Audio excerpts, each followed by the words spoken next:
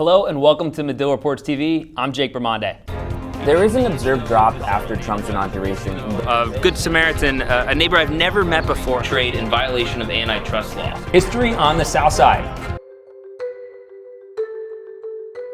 Israel fires a wave of airstrikes across the Gaza Strip. The military said it struck at least 4 homes of Hamas commanders early Thursday morning Israeli time, targeting military infrastructure as well as a weapons storage unit at the home of a Hamas fighter.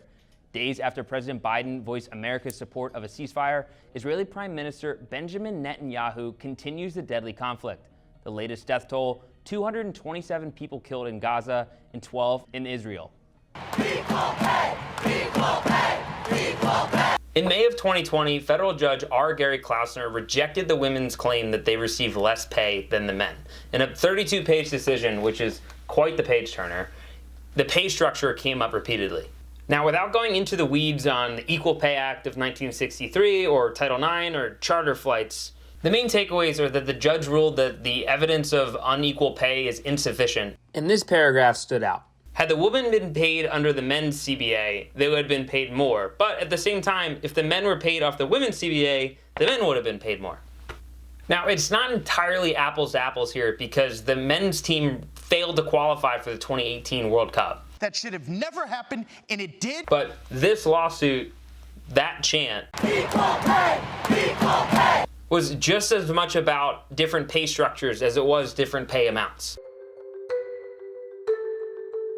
EA Sports Madden, the main football video game, has gotten stale. Hey, their words, not mine. Although I agree.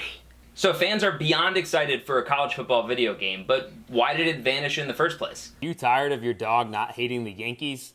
Dog Sitting by Jake will have your dog growling at Yankees fans in no time. Jake takes the time to first educate your dog, which takes time but is vital. Eventually, your dogs will hate the same teams you hate. What is it, boy? What is it? What is it? Oh, see, no, that's just a Mets fan. We're ambivalent towards them, but New York, hey, we're learning. And with Dog Sitting by Jake's Platinum purchase, you'll have your dogs admire underappreciated heroes. Side effects may include attacking A-Rod, sports confusion syndrome, blaming the refs, preferring baseballs to tennis balls during fetch, and diarrhea. And when I mean every single time, I mean every single time. Point game. Probably won't have very many penalties. Penalties in the playoffs going into today. About 30% more than 2. And I know what you're thinking. Wow, at least quarantine didn't make me go as crazy as this guy looking through 50-year-old Joe Buck games. But I mean, come on.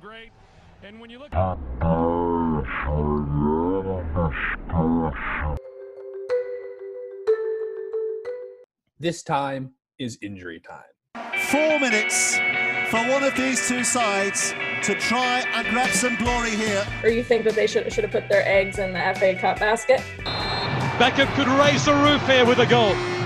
How I feel I would look like in the middle of a professional soccer game. That's why I'm trying to rationalize it. We've played 2.5 minutes of stoppage time. He was a color commentator during the World Cup sometime. Ted Lasso. Donovan has scored!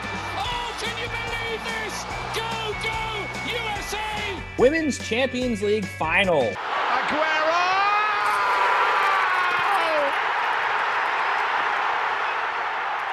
Welcome back, listener, to 4 Minutes of Injury Time, a soccer podcast brought to you by 4 avid global soccer fans. Like baking bread and Tiger King, disc golf saw an unprecedented rise in popularity during COVID-19. It's outdoors and most courses are completely free to play. Plus, it's great for social distancing since it's easy to stay apart from other golfers. Alex Seminary is the founder of Disc Golf Chicago, a social and competitive disc golf club.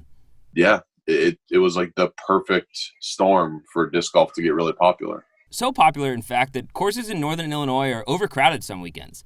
UDisc is an app to record disc golf scorecards. Throughout the country, their numbers show that summer 2020 had around 3 times as many recorded rounds compared to summer 2019. It's been really hard to get onto the courses that are popular because they're just packed. We're seeing some new courses open up, and people are excited that, we can spread people out a little bit more. It's blowing up. So I started on a 30-episode binge of last week tonight's main story, 15 before Trump was elected and 15 after. I recorded or wrote down, as Mr. Savage likes to call it, the number of jokes per segment, the total length of jokes per segment, and assigned an overall tone of the piece on a scale of 1 to 10. It may seem obvious, but for my data gathering process, here's an example of a joke and its timed length.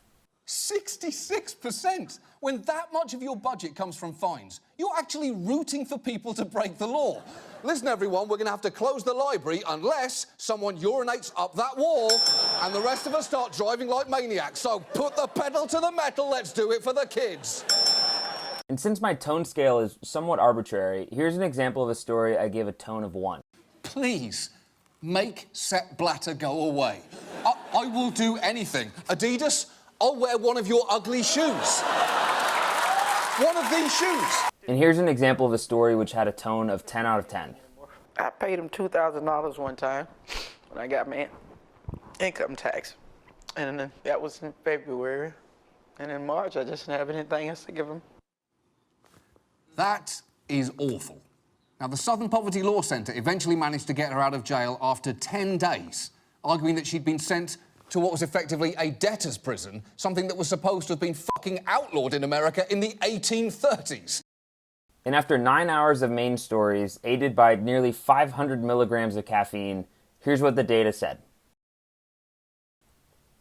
There is an observed drop after Trump's inauguration in both jokes as a percentage of the main story and in jokes per minute. However, it's not as drastic as you might think.